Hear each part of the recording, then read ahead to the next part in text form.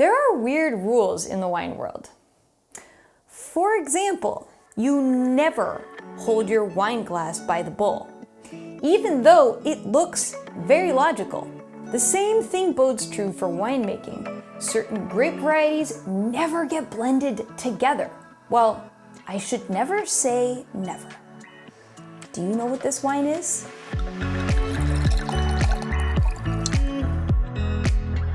In this glass is a unique wine from somewhere around the world. Let's see if we can figure out what it is and where it's from. So let's take a look at this mysterious wine. The color is medium gold. This immediately makes me think there might be some level of oxygen exposure or skin contact during winemaking. I'm thinking oak barrel fermentation. Let's go deeper. I get ripe yellow apple, graham cracker, nuts, a little kiwi, lime peel, and a whiff of crushed rocks. The contrasting ripe yellow apple and lean green lime peel make me think this must be a blend. Let's give it a taste. The body is rich for a white wine. There's a slight creaminess and oiliness here too. It's got medium plus acidity and a bit of saline herbal towards the finish, and then gobs of that minerality. That creaminess tells us we've gone through malolactic fermentation, which is commonly done with Chardonnay. This might not be a classic blend, so therefore it's probably not from a European wine region.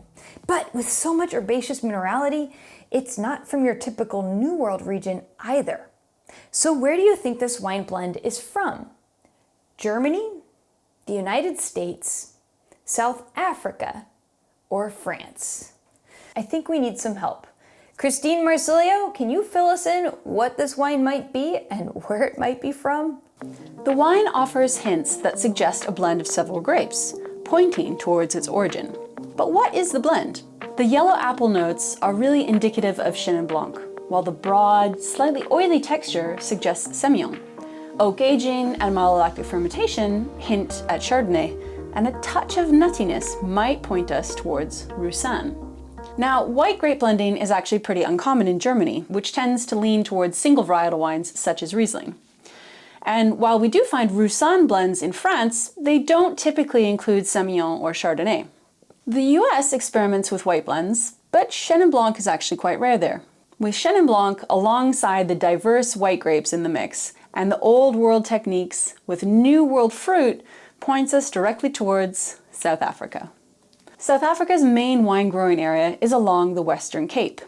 The Cape has actually been making wine since the 1600s. The region initially became famous for Chenin Blanc, which goes into everything from unctuous dessert wines to dry sparkling wines and even fine brandy. Beyond Chenin Blanc, there are a myriad of white wine varieties here, and some from very old vineyards. And what's cool is that the old vines grow on even older soils, at least 600 million years old. It's the kind of prehistoric dirt that makes geologists very, very excited. And actually winemakers get excited too. The soils lend texture and a savory quality to the wines. So when we look at South African wine, we're seeing a bit of the New World and Old World through the country's warm Mediterranean climate, ancient soils, and classic winemaking culture.